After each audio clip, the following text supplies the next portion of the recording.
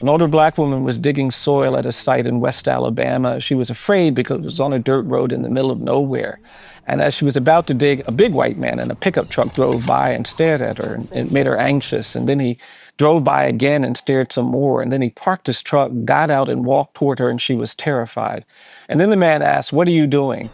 And she was going to tell him that she was just getting dirt for her garden, but then she said, "Something got a hold of me." And I told that man, "I'm digging soil here because this is where a black man was lynched in 1937. And she just looked down and started digging. And the man surprised her by asking, "Does that memo you have talk about the lynching?" She said, "It does." And then he asked, "Can I read it?"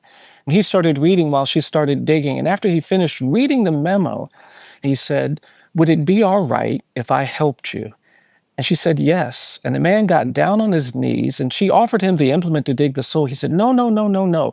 You keep that. I'll just use my hands." And she said he started picking up the soil and putting it in the jar and throwing his hands into the soil. And she said there was something about the conviction with which he was putting his whole body into this that moved her. And she went from fear to relief to joy so quickly she couldn't help it. Tears were running down her face. And the man turned to her and he said, "Oh, ma'am, I'm so sorry I'm upsetting you." And she said, "No, no, no. You're blessing me." And they kept digging and they were getting near to filling the jar. And she looked over at the man and she noticed that he had slowed down. His face had turned red.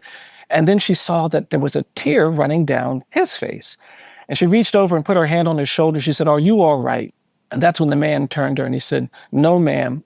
He said, "I'm just so worried that it might have been my grandfather who helped lynch this man."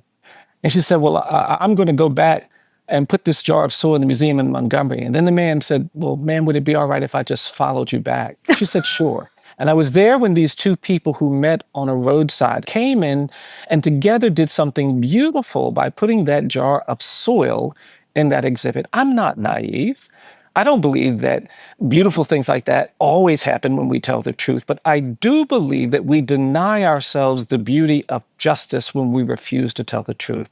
I've seen too much beauty come out of truth-telling, too much restoration, too much redemption to believe that truth-telling doesn't have a kind of power that is greater than the fear and anger that is prompting these orders, prompting some of this retreat.